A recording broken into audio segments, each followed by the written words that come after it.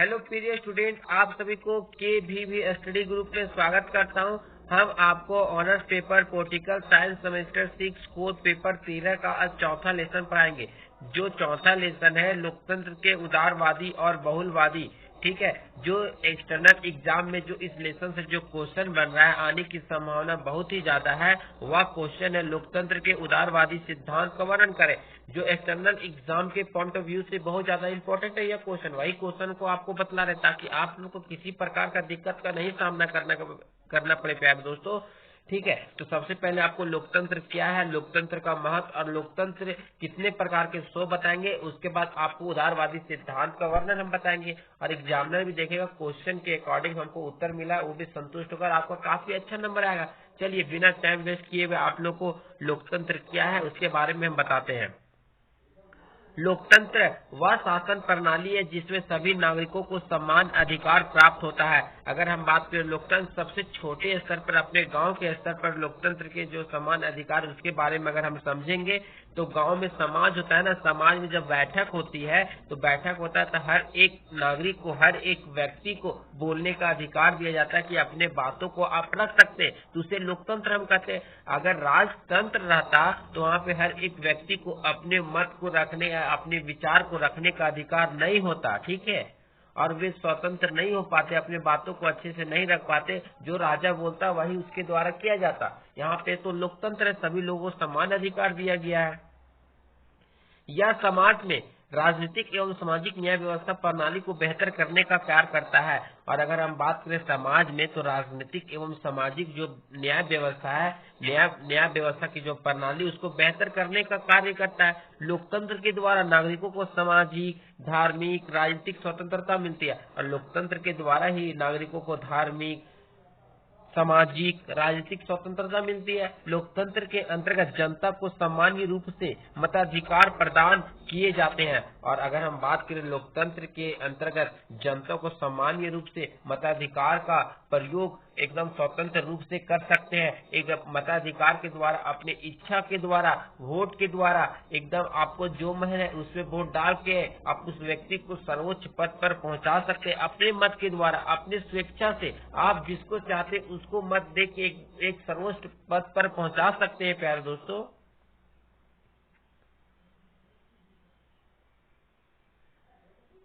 जिससे वे अपनी इच्छा अनुसार निर्वाचित हुए किसी भी उम्मीदवार को मत देकर अपना प्रतिनिधि का चुनाव करते हैं। और जिसके अनुसार अपने इच्छा अनुसार, अपने इच्छा, किसी के बातों को नहीं सुनना है, किसी के बहकावे में नहीं आकर अपने इच्छा अनुसार निर्वाचित हुए किसी भी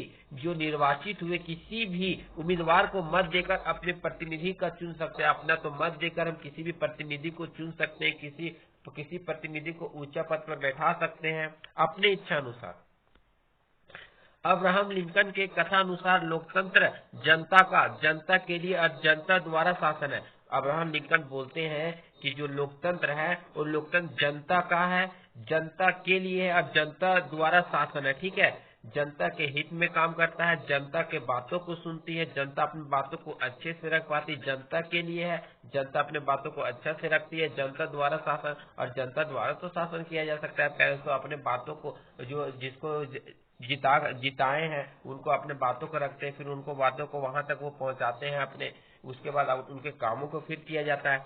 लोकतंत्र का राजनीतिक एवं सामाजिक न्याय प्रणाली में भरपूर योगदान रहा है। और जो लोकतंत्र है उसका राजनीतिक एवं सामाजिक न्याय प्रणाली में भरपूर योगदान रहा है। यह देश के नागरिकों को स्वतंत्रता प्रदान करती है, देश के नागरिकों को स्वतंत्रता प्रदान करती है। लोकतंत्र के महत्व, लोकतंत्र एक प्रकार की शासन व्यवस्था है। लोकतंत्र एक प्रकार की शासन व्यवस्था है जिसमें सभी नागरिकों को समान अधिकार प्राप्त, और सभी नागरिकों को समान अधिकार प्राप्त होता है, ये तो आप जान रहे हैं।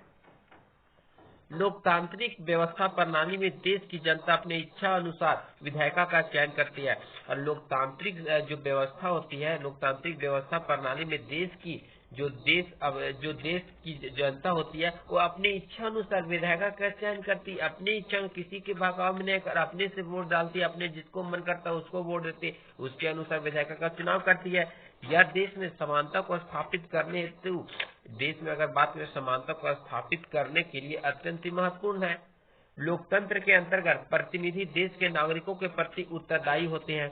और अब बात करें लोकतंत्र के जो अंतर्गत प्रतिनिधि होते हैं देश के नागरिकों के प्रति उत्तरदायी होते हैं। जब उसे लोगों द्वारा जीत के भेजाया गया तो देश के प्रति उनका कर्तव्य बनता है और वो देश के प्रति भी उत्तरदायी होते हैं, अच्छे कार्य करने के लिए हमेशा तत्पर रहते हैं, जिसके कारण वे जनता की मांगों को नजरअंदाज नहीं कर सकते। अगर मान लीजिए कि हम किसी व्यक्ति को मुखिया बनाए हैं और अपने बातों को आप लेके गए, अगर उस जो मुखिया जिस आप जिताए जिसको, अगर वह आप जिस बातों को लेकर उसके पास गए हैं, अगर वह मुखिया आपके बातों को नजरअंदाज कर दे या आपको दूर-दुरा दे, बोलेगा ये काम नहीं होगा, तो फिर वह है जो दूर-दुरा देगा, नजरअंदाज कर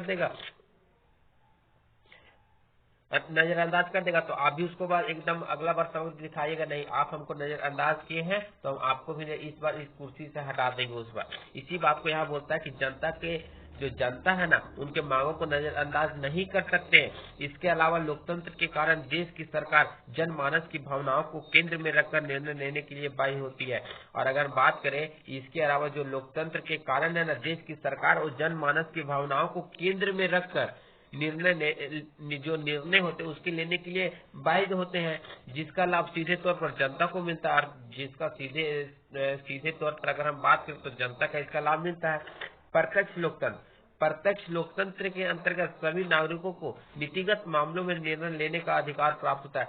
जो प्रत्यक्ष लोकतंत्र होता है प्यारे दोस्तों, वो प्रत्यक्ष लोकतंत्र होता है, नागरिकों को नीतिगत मामलों में निर्णय लेने का अधिकार प्राप्त होता है। यह लोकतंत्र का एक ऐसा स्वरूप है जिसमें नागरिक मतदान का निर्णय स्वयं लेते हैं और नागरिक अपने मतदान का निर्णय स्वयं लेते हैं, अपने इच्छा अनुसार मतदान करते हैं, किसी के बहकावे में नहीं करते हैं। ठीक है। प्रत्यक्ष लोकतंत्र को शुद्ध लोकतंत्र के नाम से भी जाना जाता है। अगर प्रत्यक्ष लोकतंत्र को शुद्ध लोकतंत्र के नाम से भी जाना जाता है प्यारे दोस्तों, अगर पूछेगा कि प्रत्यक्ष लोकतंत्र को किस नाम से भी जाना जाता है, एक नंबर क्वेश्चन में आ सकता है, तो शुद्ध लोकतंत्र के नाम से भी जाना जाता है। प्रत्यक्ष लोकतंत्र को कई श्रेणियों में बांटा गया, जो कुछ इस प्रकार है। प्रत्यक्ष लोकतंत्र को कई श्रेणी में हम बांट सकते हैं, कई श्रेणी में बांटकर हम पढ़ सकते हैं। प्रत्यक्ष लोकतंत्र के प्रकार देखिए, आप इतना लिख दीजिएगा, एकदम सरल शब्दों में आपको बता देता है कि किसी प्रकार का आप दिक्कत का सामना नहीं करना पड़े। आपको अच्छा लग रहा होगा हमारे पढ़ाने का तरीका, तो KBB स्टडी गुरु को जरूर सब्सक्राइब, लाइक, शेयर कर दे प्यारे दोस्तों। प्रत्यक्ष लोकतंत्र के अंतर्गत देश की जनता कानून व्यवस्था में बदलाव कर सकती है। और प्रत्यक्ष लोकतंत्र के अंतर्गत जो होती है, प्रत्यक्ष लोकतंत्र होता है, उसके अंतर्गत देश की जनता कानून व्यवस्था में बदलाव कर सकती है एवं प्रशासनीय अधिकारियों की नियुक्ति भी कर सकती है। प्रत्यक्ष लोकतंत्र में क्या कर सकती है, कानून व्यवस्था में बदलाव कर सकती है और प्रशासनिक अधिकारियों की नियुक्ति कर सकती है। प्रत्यक्ष लोकतंत्र केवल कम जनसंख्या वाले राज्य व छोटे राज्यों में ही संभव है।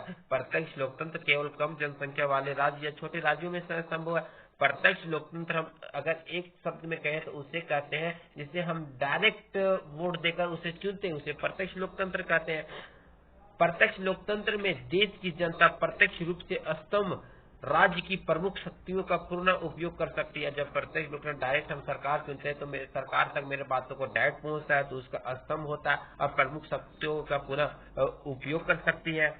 अप्रत्यक्ष लोकतंत्र उसे कहते हैं जिसे हम वोट नहीं देते। हम मान लीजिए कि हम जब विधायक की चुनाव हो रही तो हम डायरेक्ट हम यहाँ पे आप मान लीजिए कि लोकसभा का चुनाव हो रहा है तो हम डायरेक्ट संसद को चुनते हैं, उसके बाद तो प्रधानमंत्री बनते हैं, डायरेक्ट प्रधानमंत्री को नहीं चुनते, इसे अप्रत्यक्ष चुनाव कहते हैं। हम चुनते हैं, उसके बाद हम किसी और को चुनते हैं, उसके द्वारा प्रधानमंत्री नहीं होते, उसे अप्रत्यक्ष लोकतंत्र कहते हैं। अप्रत्यक्ष लोकतंत्र लोकतांत्रिक सरकार का वह स्वरूप है जिसके अंतर्गत मतदान प्रतिनिधि का चुनाव स्वयं करते हैं। और अप्रत्यक्ष लोकतंत्र लोकतांत्रिक सरकार का वह स्वरूप है जिसके अंतर्गत मतदान प्रतिनिधि का चुनाव स्वयं करते हैं। अप्रत्यक्ष लोकतंत्र मुख्यतः प्रत्यक्ष लोकतंत्र से भिन्न है। जो अप्रत्यक्ष चुनाव है वो प्रत्यक्ष लोकतंत्र से भिन्न है। इसके अंतर्गत नागरिक केवल उन्हीं प्रतिनिधियों का चुनाव करते हैं। और इसके अंतर्गत हम बात करें तो नागरिक केवल उन्हीं प्रतिनिधियों का चुनाव करते हैं जिनका उद्देश्य कानून का निर्माण करना होता है। प्रत्यक्ष लोकतंत्र के तरह ही अप्रत्यक्ष लोकतंत्र को भी कई भागों में विभाजित किया जा सकता है, जो इस प्रकार है। प्रत्यक्ष लोकतंत्र को कई भागों में विभाजित किया गया है ना, उसी तरह हम अप्रत्यक्ष लोकतंत्र को कई भागों में विभाजित करके हम पढ़ सकते हैं, जो इस प्रकार है। अप्रत्यक्ष लोकतंत्र के प्रकार। अप्रत्यक्ष लोकतंत्र के अंतर्गत देश की जनता द्वारा प्रतिनिधि का चुनाव समय समय पर किया जाता है। अप्रत्यक्ष लोकतंत्र होता है उसके द्वारा देश की जनता के द्वारा प्रतिनिधि का चुनाव समय समय पर किया जाता है। ठीक है। अप्रत्यक्ष लोकतंत्र में जनता मुख्य रूप से शासन की शक्तियों का प्रयोग नहीं कर सकता, और जो अप्रत्यक्ष चुनाव होता है, अप्रत्यक्ष चुनाव होता है उसके द्वारा जनता मुख्य रूप से शासन की शक्तियों का प्रयोग तो नहीं कर सकते क्योंकि यहाँ अप्रत्यक्ष चुनाव हो रहा तो आप कहाँ से कर पाइएगा। हम जिसको शक्ति दे रहे हैं वो शक्ति का प्रयोग करेगा ना। वह केवल अपने द्वारा चुने गए प्रतिनिधियों के माध्यम से ही राज्य की शक्तियों का प्रयोग कर सकते हैं, और यह केवल अपने द्वारा चुने गए जो हम व्यक्ति को चुनते हैं वही व्यक्ति के द्वारा वही व्यक्ति के माध्यम के द्वारा राज्य की शक्तियों का प्रयोग कर सकती है।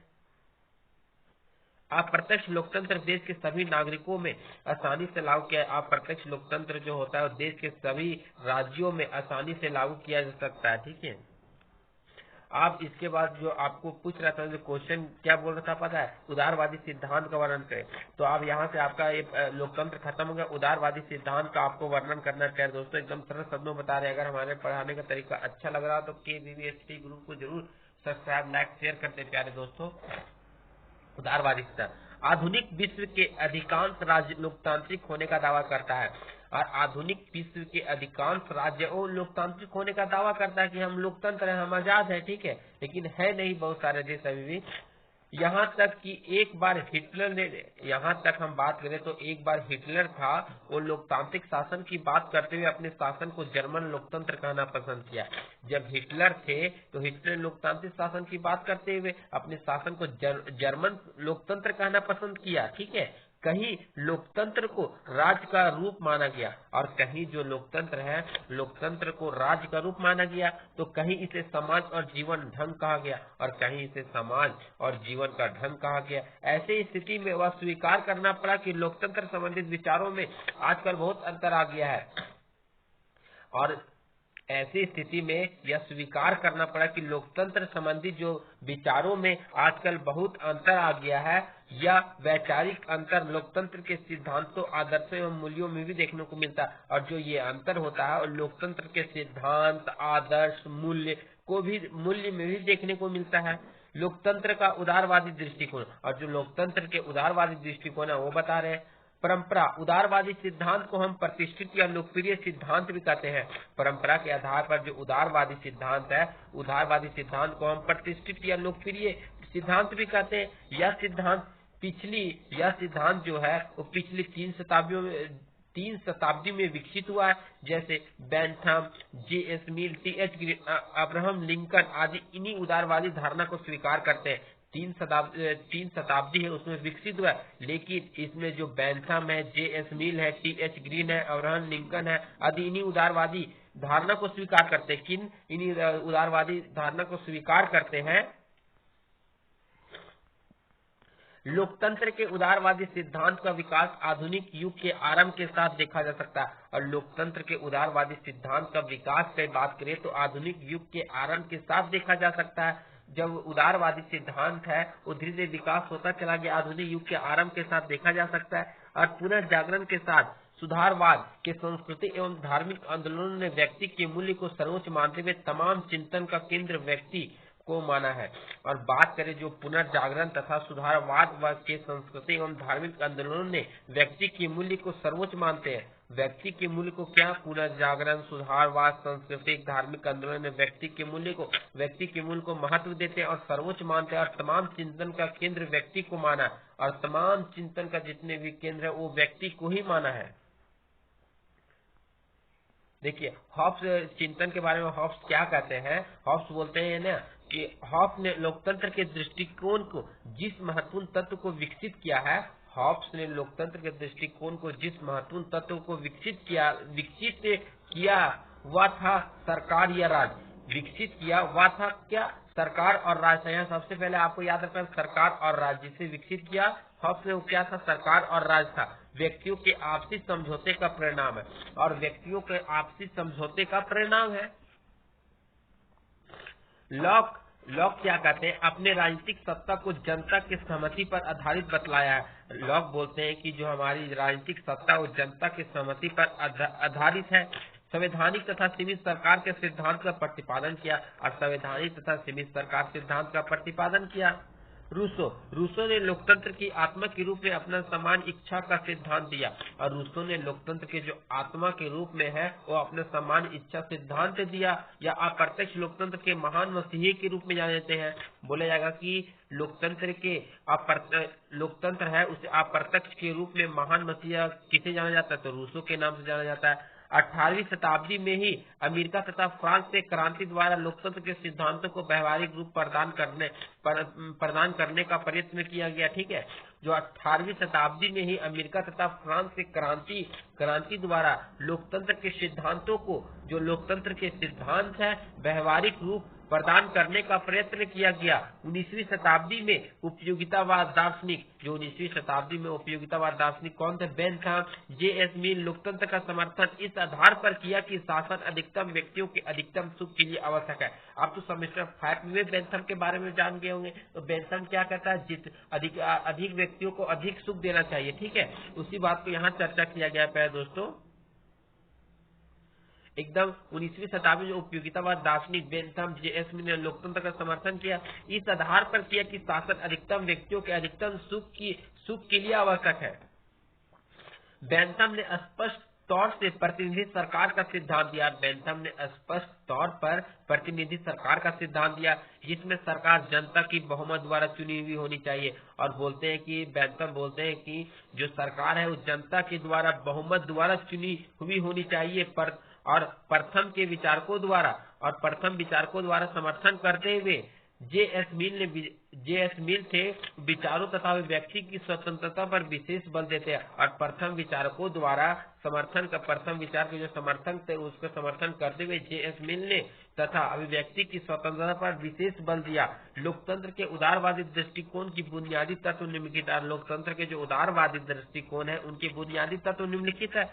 सब व्यक्ति समान है। क्या बोलते हैं? लोकतंत्र की सब व्यक्ति समान है, सब व्यक्ति को समान अधिकार दिया गया। व्यक्ति अपना भला बुरा स्वयं सोचने की शक्ति रखता है। सब व्यक्ति तो समान है लेकिन व्यक्ति अपना भला बुरा, अपना बुरा समय अच्छा समय याद करने का, उस पर सोचने का शक्ति है। ठीक है, शासन जनता द्वारा स्वयं संचालित होना चाहिए और बोलता है कि शासन है वो जनता द्वारा स्वयं संचालित होना चाहिए। क्या करना चाहे नहीं करना चाहे वो होना चाहिए। सरकार बहुमत की होनी चाहिए तथा जनता की इच्छा सरकार की शक्ति का आधार है। और बोलता है कि जो सरकार है वो बहुमत का होना चाहिए, जनता द्वारा चुना होना चाहिए, बहुमत की सरकार होनी चाहिए तो अच्छे से काम भी कर सकता है तथा जनता की इच्छा सरकार की शक्ति का आधार। तथा बात करें तो जनता की जो इच्छा है वो शक्ति का आधार होता है। सरकार का उद्देश्य सामान्य जन का भला करना। जो सरकार का उद्देश्य है वो सामान्य जन का भला करना, सब लोग को बातों को समझना, समस्या को देखना, सभी लोग के लिए भलाई करना। ठीक है, व्यक्तियों को चहुमुखी विकास करना और व्यक्ति का जब भला होगा तो विकास होगा। सरकार जनता के प्रति उत्तरदायित्व हो गया। सरकार जो है जनता के प्रति उत्तरदायित्व, क्योंकि जनता के द्वारा ही प्रत्यक्ष लोकतंत्र में उसे चुन के डायरेक्ट हम चुनते हैं ना सरकार को, तो हमारे पर तो उत्तरदायित्व हमारे प्रति होगी। सरकार सीमित होगी और सरकार सीमित होनी चाहिए और अप्रत्यक्ष लोकतंत्र के द्वारा हम सरकार को चुनते हैं लेकिन अपने डायरेक्ट हम तो वहाँ कानून का निर्माण नहीं कर सकते। हम जिसको चुन के भेजते वो कानून का निर्माण करता है। जनता को विचार एवं अभिव्यक्ति की स्वतंत्रता होनी चाहिए और जनता को विचार बोलने की स्वतंत्रता होनी चाहिए, अभिव्यक्ति की स्वतंत्रता होनी चाहिए। ठीक है, लोकमत का सरकार द्वारा आदर किया जाना चाहिए। जो लोकमत है, लोगों का मत है, उसको सरकार द्वारा आदर किया जाना चाहिए, उसमें भेदभाव नहीं किया जाना, अपने मत का अधिकार का प्रयोग किया दिया जाना चाहिए। इस तरह ये आपका चौथा लेसन कंप्लीट हो गया प्यारे दोस्तों और बहुत जल्द आप लोग के सामने फिर दूसरा नेक्स्ट वीडियो आप लोग को लेके आएंगे, बहुत जल्द लेके आ रहे हैं प्यारे दोस्तों। नोट्स बनाना पड़ रहा है और आप लोग को वही बता रहे जो एक्सटर्नल एग्जाम में आने की संभावना बहुत ही ज्यादा है प्यारे दोस्तों। आज आपका ये कोड 13 का पूरा लेसन खत्म करने का प्रयास करेंगे। आप वीडियो को पूरा देखिएगा तभी आप लोग को समझ में आएगा, इसलिए KVV स्टडी ग्रुप को जरूर सब्सक्राइब, लाइक, शेयर कर दे प्यारे दोस्तों।